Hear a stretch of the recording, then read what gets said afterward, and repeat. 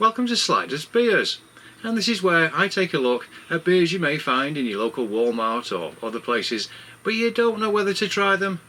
Well, I do, sometimes, so you don't have to.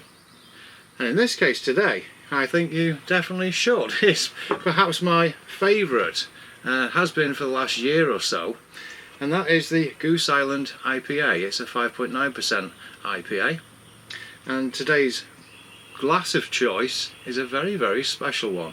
I'll show it a bit better later, but it's from the 2001 Great British Beer Festival. It's the commemorative glass that I got.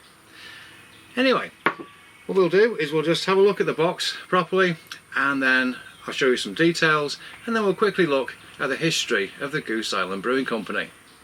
Then we'll open one and try it. Here's the box so you know what to look for. Here are some details, and now let's have a look at the company history.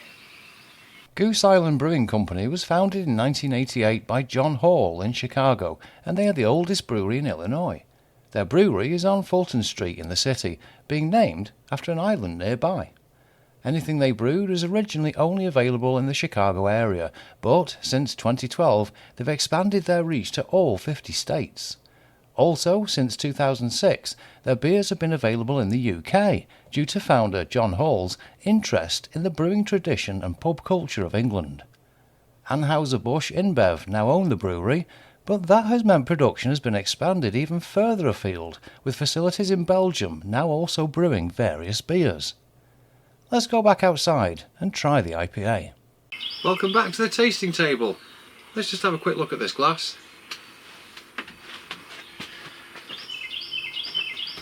Might be of interest to American viewers just simply because of what it is, and this was at the 10th anniversary of the beer festival at Olympia in London.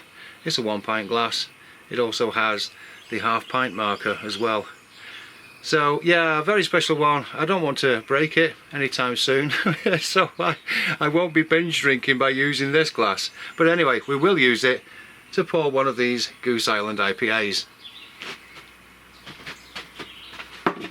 Right, the bottle itself will need a bottle opener rather than a screw cap. Let's see how this pours. Now I usually do use a half pint glass, so things will pour slightly differently into different shapes of glass. That's unimportant. What is important is how does this look, and immediately how does it smell. I'm getting hops already, a very nice light hop, and that's because the wind's coming from in front of me, so it is actually blowing.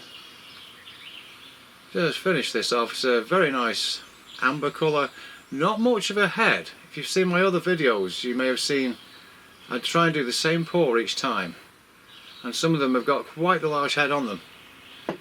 This is quite, shallow, as you can see. I'll show it nearer to the camera. There we go. And you can see how much aeration there is, how many bubbles there are going on.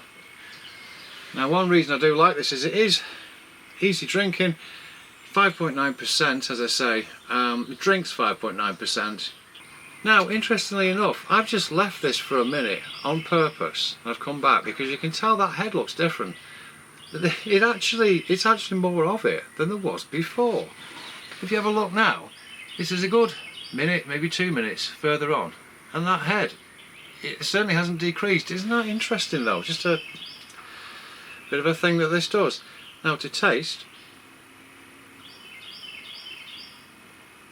lovely hoppy nose on it. Very slight bittering on the end. Mouthfeel is very much of an IPA. It's just a nice classic brew. And I do enjoy this one. As I say, it is my favourite at the moment for IPAs. Excuse me, cat. There's certainly grapefruit as well. You can both smell that and taste it. Taste it more than smell it, in fact. Yep. Very nice, hoppy, grapefruity IPA. And I'll add the bottle cap to the board here so you can see which ones I've reviewed so far. Catch you next time. Cheers.